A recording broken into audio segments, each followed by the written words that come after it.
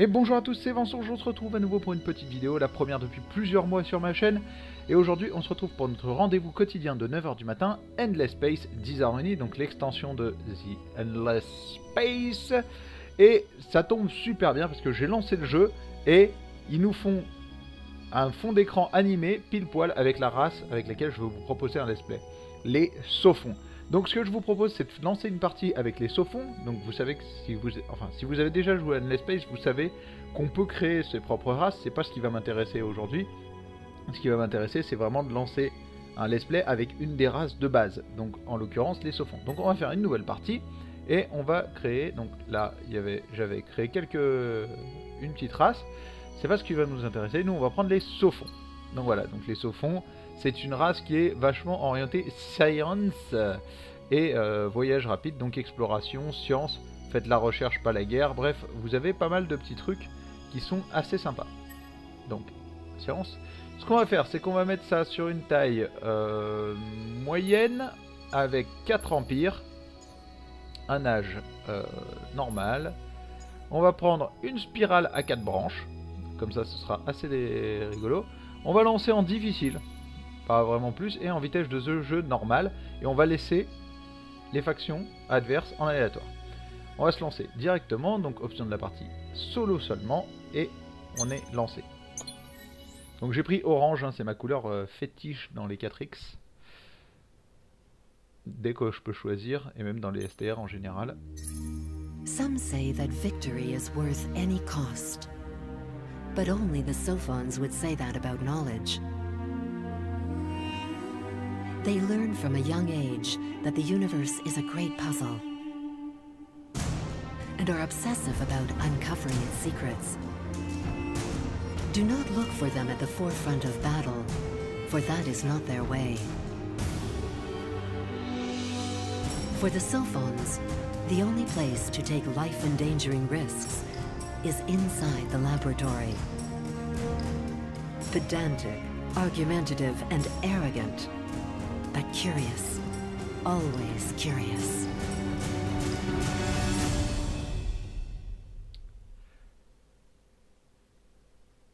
Donc voilà, je vous ai laissé la petite vidéo de présentation donc des Sophons, donc vous avez bien compris que ça allait être une race très orientée science. Par contre, ce qui est marrant, c'est que dans la vidéo de présentation, ils les présentent comme des gens qui ne seront pas à la pointe des combats, sauf que leur avantage en science fait qu'ils peuvent justement être à la pointe de la technologie des combats au niveau militaire, et donc être une nation qui est très militaire.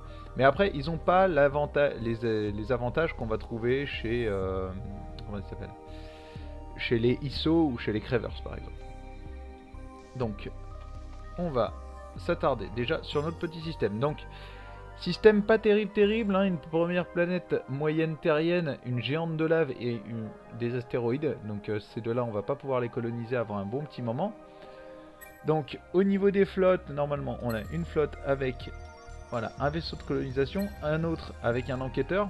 Donc ce qu'on va faire, c'est on va aller directement sur l'étoile binaire là qui est à côté, avec cette flotte, histoire de voir ce que ça nous réserve.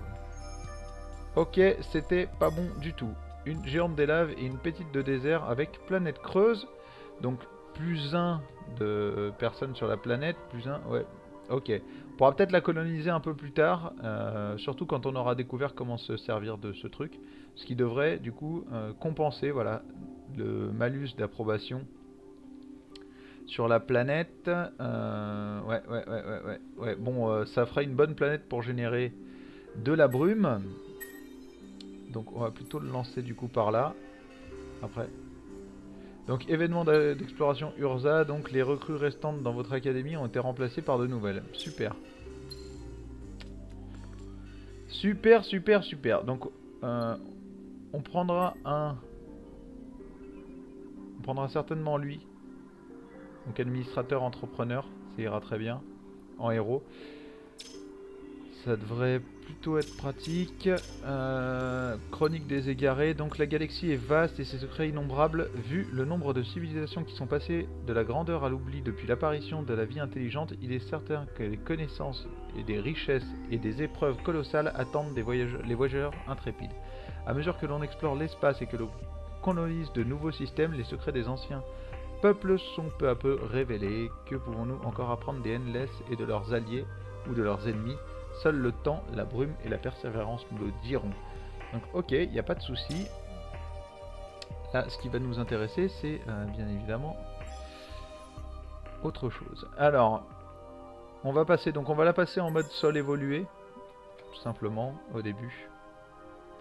Et ensuite, on fera certainement l'amélioration de système stellaire, partenariat d'économie mixte, histoire de booster un peu notre science.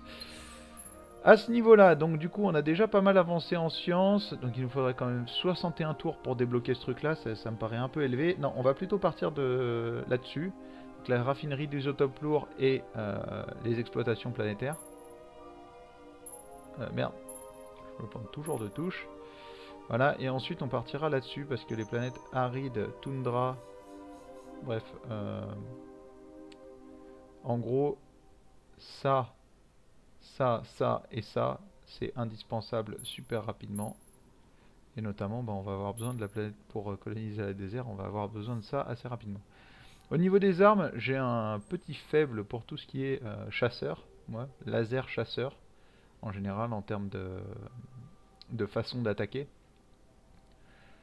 Mais on verra bien, on verra, ça dépendra pas mal de ce qu'on veut. De toute façon, il faudra être assez polyvalent si on veut pouvoir se défendre un peu contre les bestioles. Alors bien évidemment, on va se battre, mais on va se battre pour essayer de prendre le contrôle au milieu et protéger nos systèmes un peu plus riches ici en fait. On verra ce que le jeu nous propose, mais c'est la stratégie de départ en tout cas. Le but, ça va bien évidemment être, avec les Sophons, de viser une victoire scientifique, donc de se rendre ici et de faire ce truc-là, donc qui a lieu dans 108 000 tours pour l'instant. Sauf que, oula, merde. Sauf que à chaque fois qu'on arrive au bout, ici, là, voilà, ça permet... non, c'est pas celle-ci. Voilà, celle-ci, donc moins 30% du coût de la recherche de victoire scientifique sur l'Empire. Donc de toute façon, il faudra qu'on aille au bout de tous les chemins, puisque ici, il y en a un autre normalement. Voilà, moins 30%. Et normalement, je crois qu'il y en a un autre ici aussi. Voilà, moins 30%. Donc en fait, il faut le réduire de 90%, puis finir les 10% restants. Ce qui est déjà plus tentable. Donc on va terminer ce premier tour. Hop, donc là, ils sont en train de résoudre les tours pour tout le monde. Donc malheureusement on ne connaîtra pas ce qu'il y a sur cette planète avant le tour prochain. Donc on va tout simplement passer. On n'a rien d'autre à faire hein, pour l'instant. Je veux pas envoyer mon vaisseau comme ça à l'aveuglette. Ça me paraît contre-productif. Oh là là là là là là. Des toundras. C'est dommage parce que la toundra ici elle est cool. Celle-ci c'est une grande toundra, c'est cool aussi.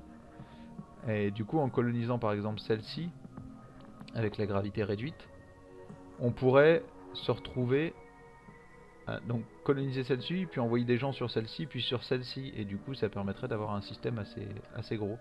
Mais là pour l'instant c'est pas le cas.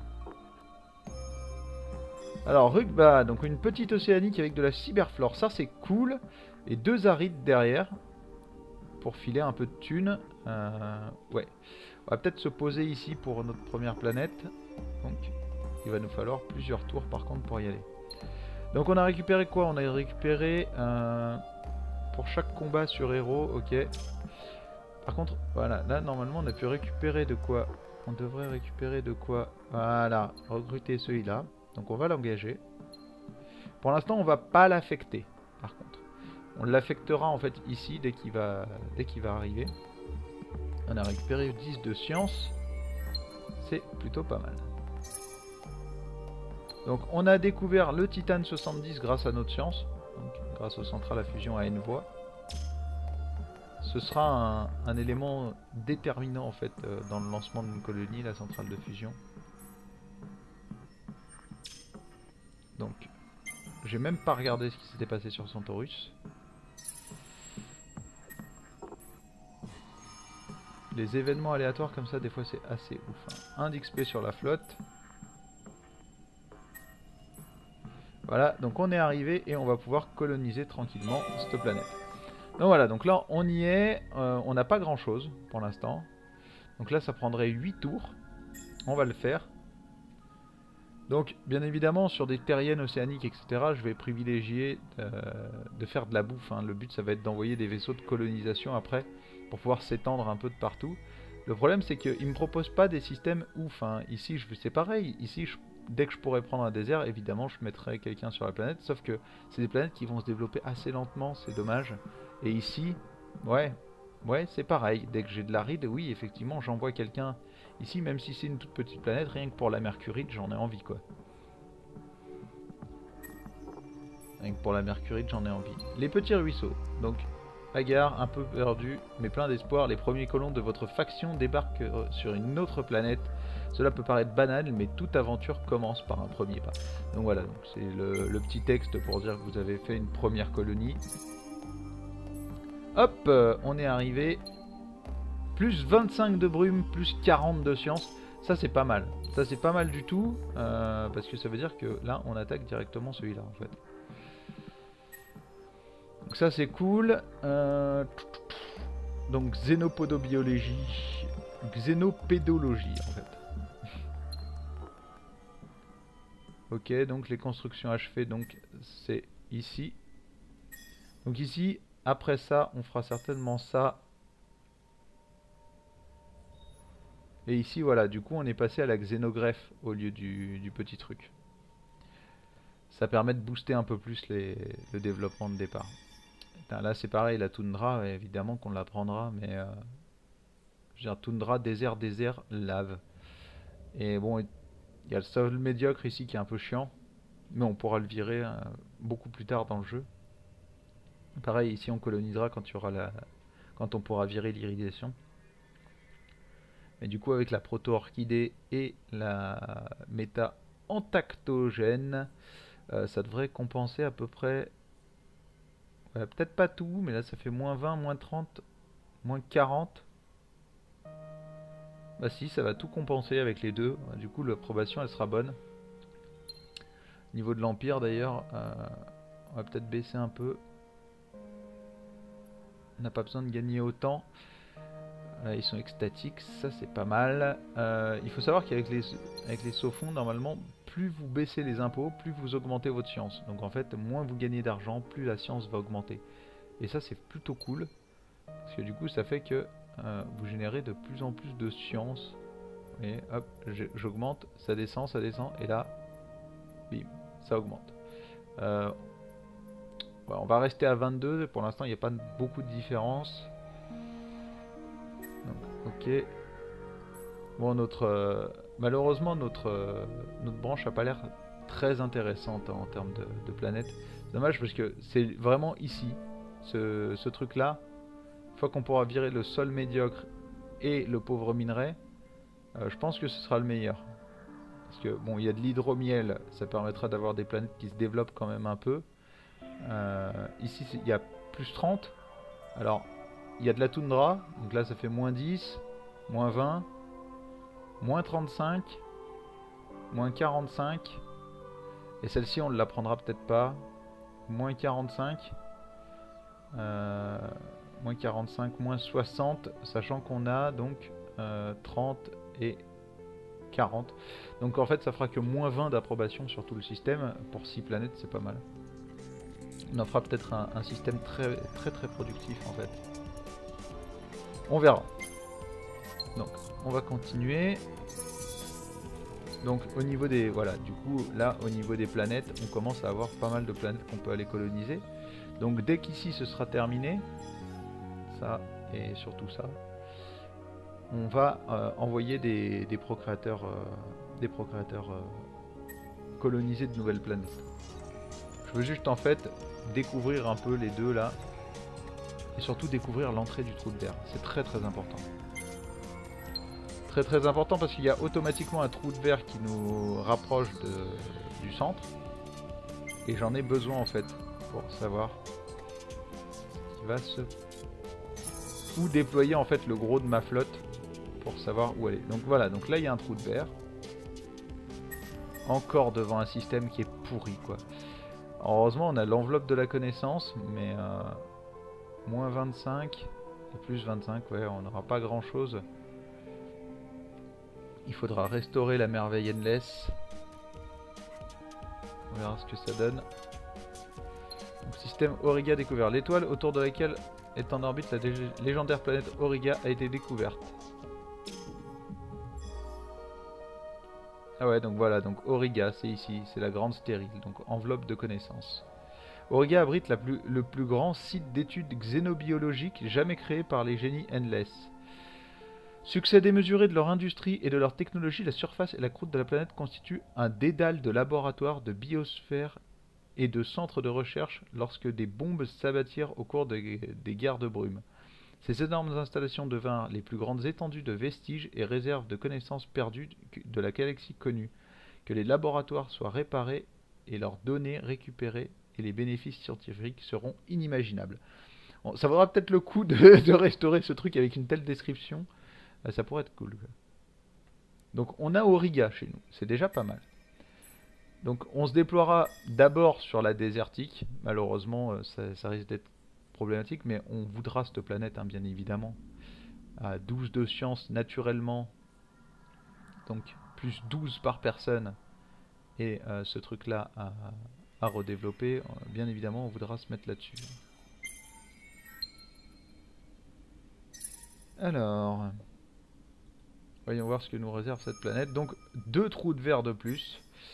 Donc ici, bah oui, ici on va y aller, bien évidemment. Donc la jungle, ça c'est excellent. Donc ça, ce sera notre prochain endroit. Une petite toundra et une jungle, mais surtout avec du titane 70, on en a besoin en fait. On va avoir besoin du titane, et ça c'est très très important. Donc ici on fera la raffinerie en premier. Donc ça va donner quoi? Ça va donner des +1 sur des déserts. Ouais. Pas de souci, on ira là-dessus. Donc là, on peut coloniser les arides. Ça, c'est cool. Ça, c'est cool parce que du coup, on va avoir -5, -5, mais ça va bien se passer. On colonisera donc du coup celle-ci, la prochaine, puis ensuite celle-ci. On va peut-être créer ça. Alors, j'hésite entre avant et après. On verra une fois que ça, ce sera sur la fin. Alors... événement d'exploration Andromeda, un vaisseau d'exploration a été créé sur Andromeda. Bah ouais, mais de toute façon là, très sincèrement, on n'a plus grand chose à découvrir. Hein. On n'a plus grand chose à découvrir, donc on connaît notre aile. On sait à peu près sur quoi débouchent nos trous de verre. On sait qu'on a 3 trous de verre. Donc on sait déjà qu'il va falloir stocker des flottes par ici, histoire de bloquer en fait les gens quand ils vont arriver. Et de pouvoir les défoncer, surtout les choper en fait dès qu'ils vont arriver. Ok, donc là ça se passe bien. Donc ici 189 de brume pour construire ça. 184 ici, ok. Pas de souci, on va passer un peu. Donc on va vouloir coloniser assez rapidement tout ce qu'on a chez nous. Ok, donc je sais déjà ce qui est terminé en recherche. Donc on va partir là-dessus. On va avoir besoin assez rapidement d'aller là, donc on va déjà prendre celle-ci. Notamment ça nous permettra d'avoir une zone d'influence plus élevée sur certains systèmes. Notamment les systèmes qui vont être en bordure. Et on va partir dans ce sens-là. Donc un peu du style plafond de commandement, c'est intéressant. Voilà. Et là, on va partir comme ça. Voilà. On finira ça, hein, bien sûr, donc on va le prendre et ensuite on ira ici. Ça c'est très important. Dès qu'on va coloniser des planètes petites ou surtout des minuscules qui seront très intéressantes, qu'on va vouloir les prendre, ce sera primordial. Donc intégrité totale de la coque. Ouais, donc on ira par là après, je pense. Voilà. Alors juste, si vous vous posez la question, vous voyez que ici, si je mets comme ça, vous avez des slots orange. En fait, les slots orange, ce sont les slots qui ont été soit déplacés par rapport aux spécificités de votre race, ou tout simplement, qui ont une chose différente. Par exemple, normalement, vous voyez que là, il n'y a rien en fait à l'intérieur, c'est juste ça a été déplacé. Et il me semble que ça doit être un peu plus haut dans l'arbre normalement. Là, par contre, ça c'est quelque chose qui est spécifique au Sophon, c'est-à-dire le plus 20% de science sur exotique, plus 5% sur heureux, plus 2% sur empire avec approbation fervent. Ça, c'est quelque chose qui est spécifique. Les autres races ne l'ont pas. Pareil pour ça et ça. Les autres races ne l'ont pas. Vous voyez que les Sophons, quand ils disent qu'il n'y aura pas de guerre, c'est qu'il faut attendre très très loin pour avoir des trucs spécifiques. Et ça, je suis même pas sûr que ce soit spécifique aux Sophons. Ça, par contre, ça, c'est déplacé vachement bas dans l'arbre et c'est spécifique aux Sophons. Et ça permet d'avoir une très très grosse défense. 20% de défense en territoire allié sur flotte, ça veut dire que si vous défendez au lieu d'attaquer, vous êtes très très puissant. Et voilà, donc encore de la zone d'influence. En fait, très clairement, donc convertit 200% de la thune en science. Ça, c'est énorme en fait. Ça veut dire que vous pouvez placer certains systèmes, notamment les systèmes où vous avez pas mal de déserts, en systèmes qui font énormément de science. Donc, voilà. Et donc ici, après, ces oranges-là, toutes les races l'ont. En fait, c'est parce que il y a les vaisseaux spécifiques des races dedans. Donc voilà. Donc sur ce point, un peu sur les spécificités des Sophons en termes de science, donc vous expliquer un peu le truc. On va s'arrêter. On est déjà à un peu plus de 20 minutes de vidéo. Donc comme d'habitude, je vous dis un grand merci pour avoir suivi cette vidéo. Si vous aimez ce que je fais, n'hésitez pas à vous abonner à la chaîne, à liker la vidéo et surtout à la partager. C'est le plus important pour les premiers épisodes de série. Le like permet d'avoir une meilleure visibilité de la série en entière en fait via le robot le robot de Google, j'allais dire. Non, le robot de YouTube. Donc c'est très très important. N'hésitez pas à balancer des commentaires en dessous de la vidéo. Je les lis tous de toute façon. Donc n'hésitez pas. Et donc comme c'est notre rendez-vous quotidien, au moins cette semaine, donc à 9h, je vous dis à demain, 9h, pour du Endless Space avec les Sophons. Allez, des bisous, ciao ciao.